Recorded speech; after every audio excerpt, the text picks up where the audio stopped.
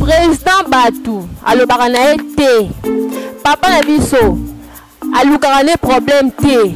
Et pourquoi toujours ba fan boyaka toujours kokiti sa président na biso bo traité ne kindumba makasi alobaka té bo traité orgueilleux numéro 0 dans le monde de théâtre.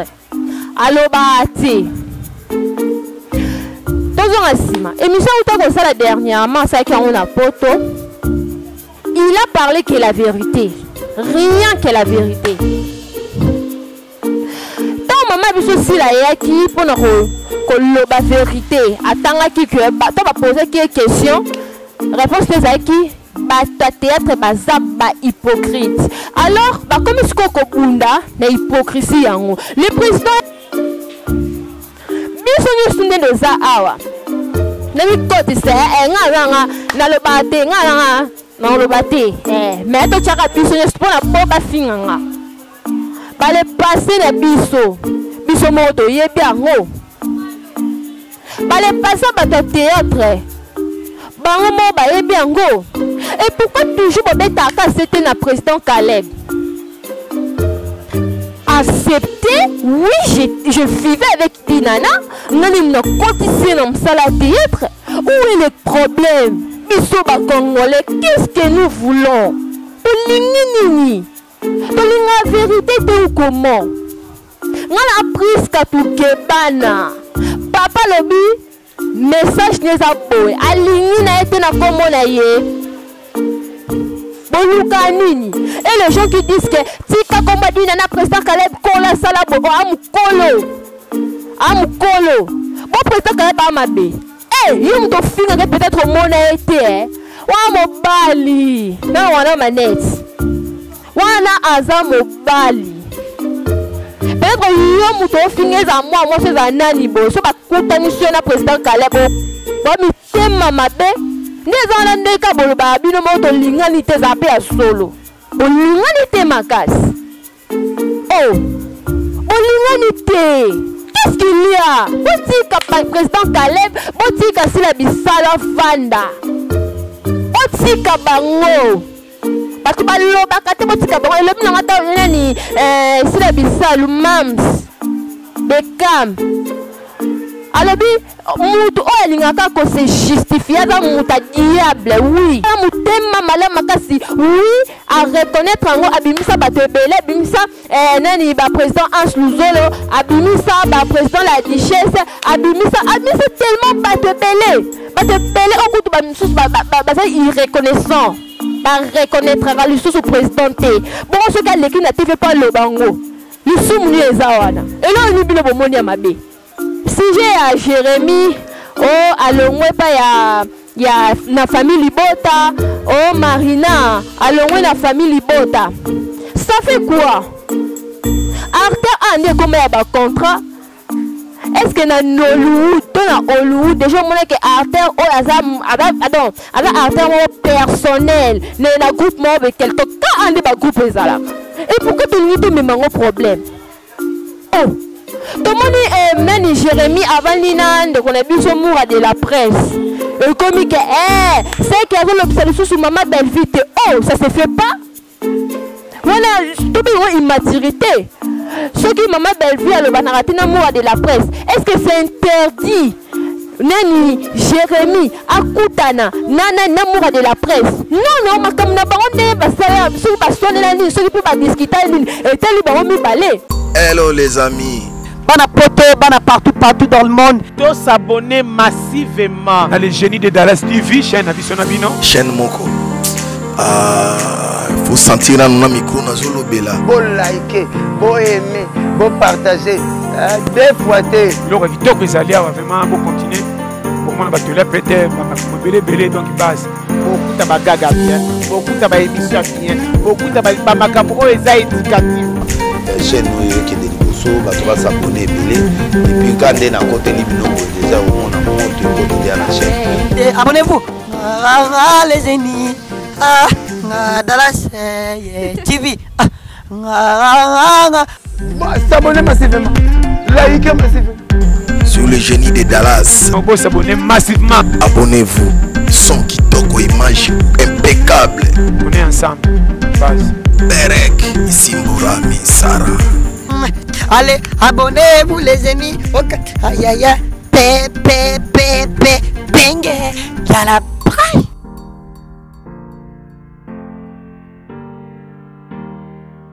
Nous sommes une entreprise de construction, SET, Civil Engineering Technologies. Nous vous offrons des services relatifs à tous les travaux de génie civil et hydraulique, la construction des maisons, de la conception à la réalisation, tous les travaux de la plomberie, tous les travaux de forage d'eau potable dans les milieux urbains et périurbains, l'installation électrique, la pose des carreaux et pavés, la finition de maisons, staff, peinture et toutes sortes de plafonds. De la conception à la réalisation, nous sommes là pour vous satisfaire. SET, Civil Engineering Technologies. Contactez-nous au plus 243 81 36 14 938. Voilà, nous sommes sur le génie de Dallas. Là, je dis bonjour, bonsoir. Nabandeko nyo surtout barozwa libaku ya Rolanda biso mokolo alelo. Je suis Prisca Ndombe, votre humble servante, la capricieuse, la charmante de la presse congolaise. Et là, je profite à saluer mon boss Ada Koubisei. Il y en a bien écrit 3 fois. Ada Koubisei. Ada Koubisei. Depuis le 001, le génie de Dallas, babi génie. Taka PC combo génie. C'est la génie na makambo ebele. Et pourquoi pas remercier aussi Jonathan Doudi Mobala Mkouse ya taille S ya Mwindo l'équipe Tabanelengi. Là je profite aussi à remercier aussi le Seigneur au APC biso le souffle de vie to kuta na bino mokolo alelo parce que l'actualité est vraiment ebele na monde ya théâtre ya monde ya cinéma congolais. Na maboke ndenge bobengaka. Et là je souhaite un bon séjour na Alejandro le roi de Chicago mobala libandi ya pembe. Là je vois des Janelle, Mackenzie, Eva, Balanenyo Stubaye vacances awa. Bon séjour na yo Alejandro le roi de Chicago. Quand on est dans le baki, makamboza e belé ya kolobela la cinéma na biso congolais. Nga mikolo ba benga nga Prisca Tukebana. Na chano saki mpanzi. Prisca Tukebana. Je vais vous demander d'abord une chose. Je vous pose d'abord une question. Président Kaleba Sabino Nini. Président Batou. Alobaka na te. Papa na biso. Alukaka ne problème te. Et pourquoi toujours fan boyaka toujours kokiti sa président na biso bo traité na kindumba makasi aloba te bo traité orgueilleux numéro 0 dans le monde de théâtre aloba te tozo asima émission utako ça la dernièrement ça qui on a poto il a parlé que la vérité rien que la vérité. Maman biso si la yaki pour la vérité attanga ki que to ba poser qui question réponse les aki ba théâtre baza ba hypocrite alors ba comme ce ko bunda na hypocrisie yango le président est venu pour na ko éclaircir makambo parce que bimo bozala kawana botre bolobaka o azaka ndumba asala kaboy quand il est venu dire la vérité que nabima na dinana elle fit mon ex. Problème est zawapi. Problème est zawapi. Biso ñu sunde de za awa. Na mi kote se nga na lo bate nga na lo bate mais to chaka biso ñu spona boba finganga. Ba le passer na biso moto yebi ango. Ba le passer ba théâtre. Bango mo ba yebi ango. Et pourquoi toujours c'était le président Caleb? Accepter, oui, je vivais avec Dinana, nous avons continué dans le théâtre. Où est le problème? Bisoba Congolais, qu'est-ce que nous voulons? La vérité, c'est comment? Nous avons pris Prisca Tukebana. Papa Lobi, message neza boy alingi na ete na kombo na ye po bozaki bato liboso oyo koloba ke président za hypocrite aloba vérité te abima na Caleb to ye mo muta ye avant na plateau alobi vérité oui na bima na ye comme sous problème siko boluka nini et les gens qui disent que tika komba dina na président Caleb kola sala bo amukolo bo président Caleb amabe yo mto finga ke peut-être mona été wa mobali na wana manette wana aza mobali peut-être yo mto finga za moi c'est za nani bo so ba kutaniso na président Caleb au craquer président mwana mutuka bien makasi aza ndakwa bien makasi likona ngobana baba nani ba français ezabino temps makasi likona ngo président groupe Sinark likona ngo sus ba sponsor ekezongi siko yo mutu o shishaka batu yo mutu okondana ka batu lobelanga faute ni yo mone na président Caleb totika et comme maman biso sila bisalu aleki na TV pour le baquet ba comédien baza ba hypocrite alobaki makambo ebele mais esika congolais a telemeli ezaka hypocrisie oyo alobaki to alobaki yango alobaki oui ngapi na za hypocrite bato nyonso to baza ba hypocrite na mukili oyo za hypocrisie te il était na sila bisalu te na mamste attention je salue tata musi tendresse bisalu mama kiena baoka bongo likolo siksa mninga esabino pasi poani mutna mutaza na tana eso tano ebeti osali succès ta mninga beton ebeti botika ya reni na tana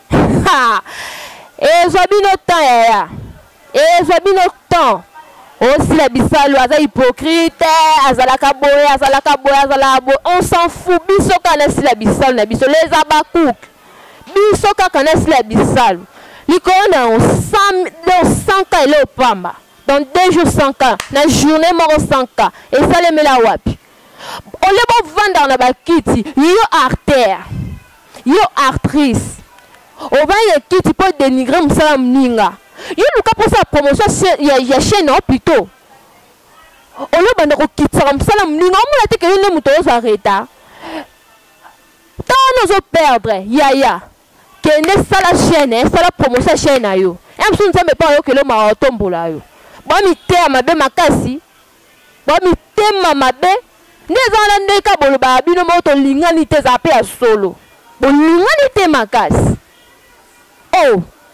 Bolinganité, qu'est-ce qu'il y a? Botika président Caleb, botika sila bisala vanda. Botika bango. Batu baloba kate botika bango. Le mna ngata nani sila bisalu mams. Bekam. Alobi mutu olingaka ko se justifier za muta diable, oui. Aha muta diable. Comment vous faites ni kaka so ba sala le ko lingaka ko se justifier ba kabelo mbongo bo olingi ko se justifier ba sala bo olingi ko se justifier non c'est pas bien ça ba tombo la tam kete so muninga beti so libaku luka muninga en coulisses c'est likam sala nga eza bien te c'est tout on va na on mutimo comme panta muninga sango yo moni muninga boke bete des arts muninga peso mboto ke bete des arts ça se fait pas et ça la rate. Ba comédien bo changer yango to boza ko évoluer te likoya kimtema mabe nangane président Caleb na bo prise katukeba na abona président na ye président na mutema mala makasi oui à reconnaître ngo abimisa batebele abimisa nani ba président Ange Luzolo abimisa ba président la duchesse abimisa tellement batebele batebele okutu ba misusu ba irreconnaissant ba reconnaître le sous président te bon ce cas leki na TV pas le bango lisumu ni ezawana elo ni bino bomoni ya mabe mais bozala kana ka po bozo ba point moko bokende bo vanda bo salela ngoni ah te ezalaka te madina na supporte eza makambo yaka c'est juste vérité elibéraka tellement bato bakomaki koloba ebele na komba président Caleb mpo na yo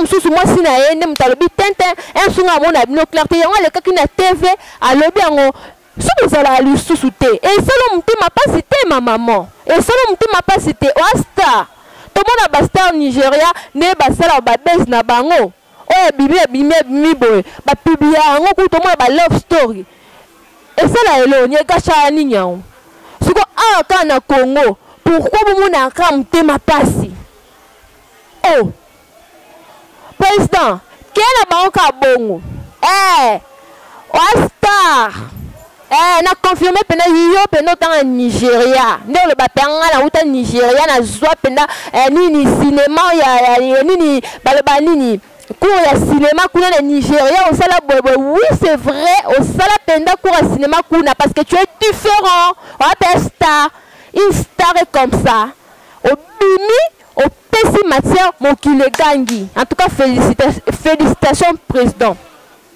félicitations vraiment makasi donc yanka avec na komeka ko toucher président Caleb to sukaneka te bino botsaka bakisi na bino bofingaka mais biso to bando mema bino ka likolo pensa sujet ya Jérémie alongwe pa ya na famille Libota Marina alongwe na famille Libota ça fait quoi Arthur ande comme ya ba contrat est-ce que na Hollywood to na Hollywood déjà mona que Arthur aza Arthur mo personnel na groupe mo be quelque ka ande ba groupe ezalaka na ba pays presque belé ya ata Afrique ba groupe ezalaka ça n'existe pas bon comme si mutu bien privé ce qui peut-être à choisir asala ni nzela na mususu parce que na mona ki pe afongoli si chaîne na a choisir asala ni carrière na ye moko cela ne cause pas un problème et pourquoi tu n'y te mets un problème oh tout le monde Jérémie avant l'inande qu'on a vu son moura de la presse et comme que c'est qu'il y a l'observation sur maman Belvite oh ça se fait pas voilà tout le monde immaturité. Ce qui maman Belvie a le banaratina moura de la presse. Est-ce que c'est interdit? Nani Jérémie akutana nana namoura de la presse. Non ma comme na baronne basala sur basone la ni ce qui peut pas discuter ni et tel baromi balé. Il y a ça libre le bisa mutu nyosto aligné parce que il n'a pas un problème avec lui. Oh Jérémie, je te souhaite une bonne chance. Moi je te soutiens. On a la bénédiction na biso. Na ba fan na yo. Succès que tu le opama. On a te soutien na biso. Botika loko wana. Ta ba le même makamba ki songi ba le même makamba belé mais vous n'arrêtez pas. Pourquoi avancer ndenge nini? Bon se concentrer dans le groupe na bino bozana anaki. Oh bokanga bana batu basalaka te donc so mutaye na groupe avandi bosengaka bambongo bosalaka bolielaka bana batu bo se concentrer na nwana botika na okisongi peut-être nzamba okela bino mawa apambola bino mais botika na vie ya SB botika na vie ya président Kebana botika na vie ya batu nyonso tu oyo nzamba zopambola bao mata botika. En tout cas, naïki na le bébé té, naïka ko éclaircir. Surtout pour le président Caleb. Pour la prise Katukebana. Aussi le président Caleb au mona makamna. Aussi le président Caleb au mona makamna yo. Botika malam na mandak na bino. Et là je profite ya remercier bat nyos tout bavandaki kolanda nga na bandako na bino na babiro misala cuisine place nyonso ekutanela yo merci na bino. Et là aussi je profite de remercier aussi mutu apesi nga chance ovanda nasalela bino analyse oyo Ada Kubisei babi le génie de Dallas mobile mukuse memayele belé. Et pourquoi pas aussi remercier Jonathan Doudi, le cordon de notre chaîne. Et là aussi je remercie aussi mon cordon Jonathan Doudi. Et pourquoi pas aussi remercier Zézé Lema, l'homme du miel. Là je vois le boss, le manager, na Pointe Noire, Merle qui s'en vous. Mais respect mon papa, partenaire de biso personnel. Le génie de Dallas c'est mataka, c'est grâce na bango. Et pourquoi pas aussi remercier aussi Freddy Bongongo depuis le cadastre na peso mbote babiso za beso sesa mikanda na yo ozana bandal ozana kasavubu ozana ngingiro ozana bumbu ozana beso sesa mikanda na yo ya lopangu kende kaka et puis il y a Freddy Bongongo l'homme du moment. Et là je dis un grand merci aussi na batunyo vous êtes belé et sans oublier le boss Junior Malaïsa. De gros bisous à toi Junior Malaïsa, boss de boss, bon séjour na Allez Django, le roi de Chicago. Quant à moi, Prisca Ndombe, la capricieuse, la charmante de la presse congolaise, je vous dis au prochain numéro. Bye.